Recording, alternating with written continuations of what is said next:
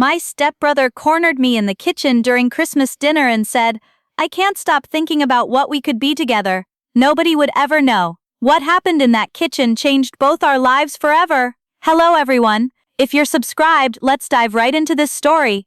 This tale will absolutely infuriate you, but don't worry, justice will be served in the end. Ready? Let's begin. Don't forget to hit that like button. I absolutely love reading your amazing comments. I'm Emma, 24 years old, and I work as a marketing coordinator for a tech startup in Denver.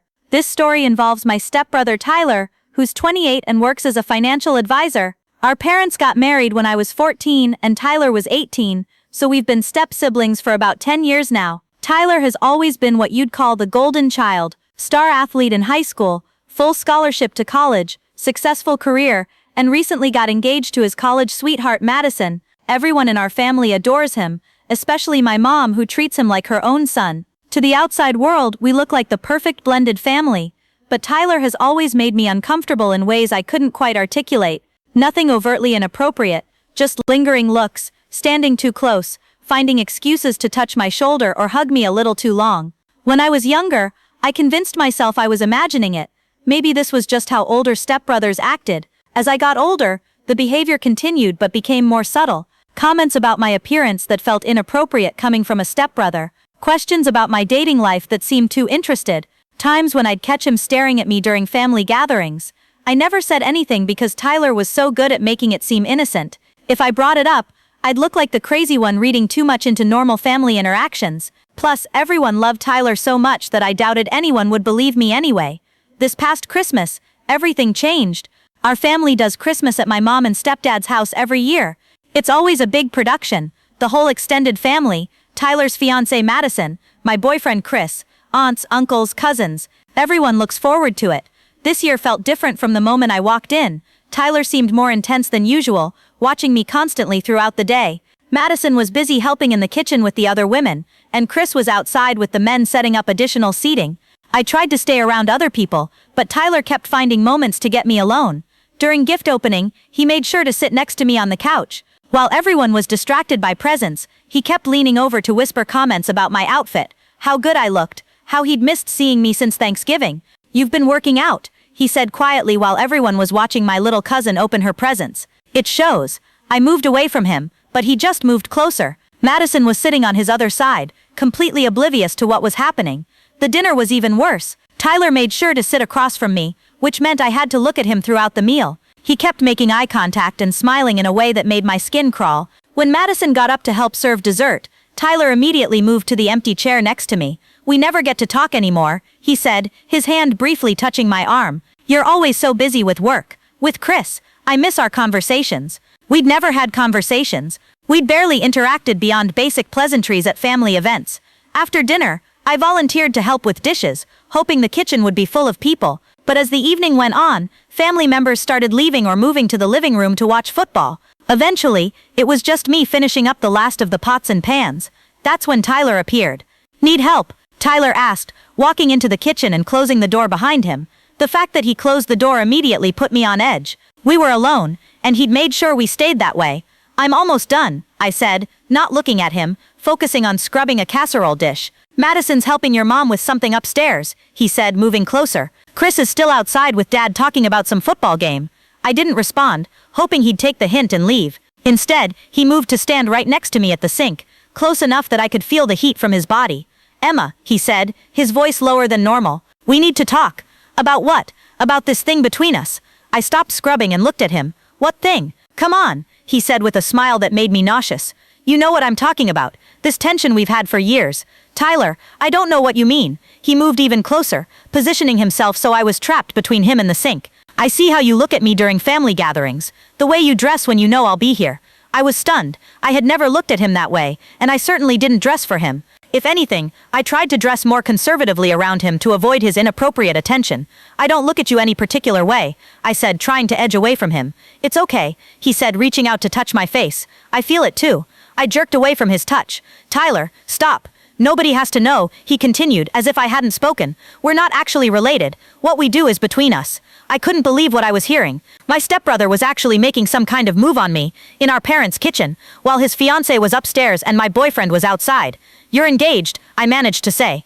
Madison doesn't understand me like you do, he said. She's nice, but she's so vanilla, predictable. You and I, we have this connection. We don't have any connection. We're family. We're step-family. It's different. He moved closer again, and I realized how trapped I was. The kitchen island was behind me. Tyler was in front of me, and the door he'd closed was across the room. I can't stop thinking about what we could be together, he said, his voice barely above a whisper. I've been thinking about it for years. The way you'd feel, the way you'd taste. I felt sick to my stomach. This was beyond inappropriate. It was predatory. Tyler, you need to stop talking and leave me alone. Nobody would ever know, he continued, reaching toward me again. We could start slow, see where it goes. Maybe when you come visit for New Year's, we could arrange some time alone. That's when I realized this wasn't a momentary lapse in judgment. Tyler had been planning this. He'd been thinking about this for who knows how long, waiting for an opportunity. Get away from me, I said, my voice shaking with anger and disgust. But Tyler just smiled. Playing hard to get? I like that. He leaned in closer, and I could smell his cologne, feel his breath on my neck. Just think about it, Emma. Think about what it would be like to finally stop pretending we don't want each other. What happened next changed everything. Earlier that day, I'd been recording voice memos for work, notes about a project I was planning to tackle after the holidays. My phone was in my back pocket, and when Tyler first cornered me by the sink, I'd instinctively reached for it. I don't know if it was intuition or just luck, but I'd started recording the moment Tyler began talking about this thing between us. Every disgusting word, every inappropriate comment, every threat about New Year's, it was all captured on my phone. When Tyler finally left the kitchen, after I threatened to scream if he didn't back off, I stopped the recording and just stood there shaking. I had over 8 minutes of audio of my stepbrother sexually harassing me and making it clear this wasn't a one-time thing. I spent the rest of Christmas evening avoiding Tyler, staying close to Chris or other family members. Tyler kept trying to catch my eye, smiling like we shared some secret. It made me want to throw up. That night, lying in bed at my apartment, I listened to the recording again. I couldn't believe the words coming out of Tyler's mouth. This wasn't some misunderstanding or innocent comment taken the wrong way. This was calculated, predatory behavior from someone who'd been planning this for years. I had to decide what to do with this information. My first instinct was to confront Tyler directly, to tell him the recording existed, and demand he never approach me again. But I realized that would just make him more careful, more subtle. It wouldn't stop the behavior. It would just drive it underground. My second thought was to tell my parents immediately. But I knew Tyler was the golden child, and without proof, it would be his word against mine. Even with the recording, I wasn't sure they'd believe their beloved stepson was capable of this behavior. Then I thought about Madison. This woman was planning to marry someone who was actively pursuing his own stepsister. She deserved to know what kind of man she was committing her life to. But the more I thought about it, the more I realized this was bigger than just warning Madison. Tyler's behavior suggested this was part of a pattern. If he was willing to go after his own stepsister, what was stopping him from harassing coworker, clients, or other women? I decided to be strategic about this. I would gather more evidence and build a case that would expose Tyler for who he really was. Over the next few weeks, I started paying closer attention to Tyler's behavior and documenting everything. I looked back through old text messages and found several that I'd dismissed as weird, but not necessarily inappropriate. In context, they painted a clear picture of escalating boundary violations. There was the message from my birthday 3 months earlier. You looked incredible last night. Chris is a lucky guy, maybe too lucky. The text from Thanksgiving, love spending time with family, especially getting to see you. You make every gathering better.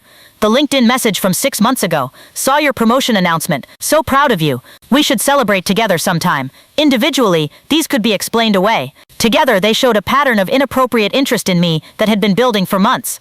I also started researching Tyler's professional life. He worked at a small financial advisory firm, and I found several online reviews that mentioned unprofessional behavior and inappropriate comments. Nothing specific, but enough to suggest I wasn't his first victim. Then Tyler made a crucial mistake. He tried to add me on a social media platform I rarely used. And when I didn't respond, he sent me a direct message, missing our Christmas conversation. When can we continue what we started?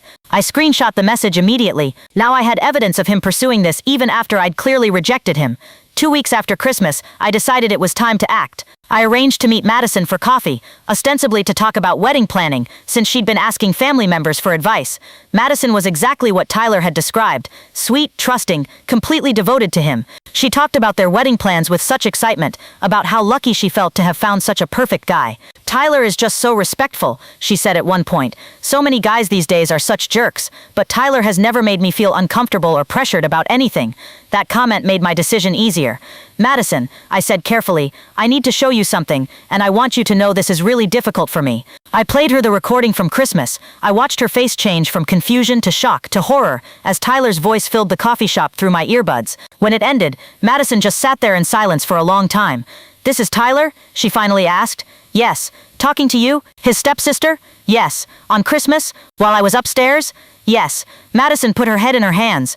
Oh my God. Madison confronted Tyler that evening. According to what she told me later, Tyler initially tried to deny everything, claiming the recording was fake or taken out of context. When that didn't work, he tried to minimize it, saying it was just harmless flirting that didn't mean anything. When Madison played more of the recording, including the parts about New Year's and how long he'd been thinking about me, Tyler finally broke down and admitted it was all true. But instead of apologizing, he tried to blame me. "She's been leading me on for years," he told Madison. "The way she dresses, the way she acts around me. She wanted this as much as I did." That was the last straw for Madison. She ended their engagement immediately and moved out of their shared apartment. But Madison wasn't done. She was friends with several of Tyler's co-workers' wives, and she shared the story with them. She also left reviews on his company's website, detailing his unprofessional conduct toward family members. Within a week, Tyler's professional reputation in Denver was destroyed. His boss called him in for a meeting after clients started asking uncomfortable questions. Tyler was forced to resign. Tyler tried to control the narrative with our parents, claiming that Madison had overreacted to some innocent comments and that I had misunderstood his intentions. He painted himself as the victim of two hysterical women. That's when I played the recording for my mom and stepdad. The silence in the room after it ended was deafening. My mom had tears in her eyes. My stepdad looked like he wanted to throw up. "Tyler," my stepdad said quietly, "how could you do this to Emma, to our family?" Tyler tried to maintain his innocence. "She's taking it all out of context. We were just talking. You told her you'd been thinking about her for years," my mom said. "You talked about tasting her. How is that out of context?" Tyler realized his denials weren't working. "Look, maybe I said some things I shouldn't have, but Emma's not exactly innocent here. She's been flirting with me for years." That accusation finally pushed my stepdad over the edge. "Get out," he said. "Get out of this house and don't come back." "Dad, you can't be serious. I'm not your dad anymore. A son of mine would never treat Emma this way." Tyler was essentially disowned by our family that day. My mom, who had treated him like her own child for 10 years, couldn't even look at him. The recording didn't just save Madison from marrying a predator, it protected other women from becoming Tyler's future victims. Sometimes the best thing you can do is simply document the truth and let it speak for itself. Tyler thought his golden child status would protect him forever. He was wrong. Have you ever dealt with inappropriate behavior from a family member? Share your story in the comments. Speaking up is the first step toward stopping predators. And don't forget to subscribe for more real-life drama stories. Trust me, there are plenty more where this came from.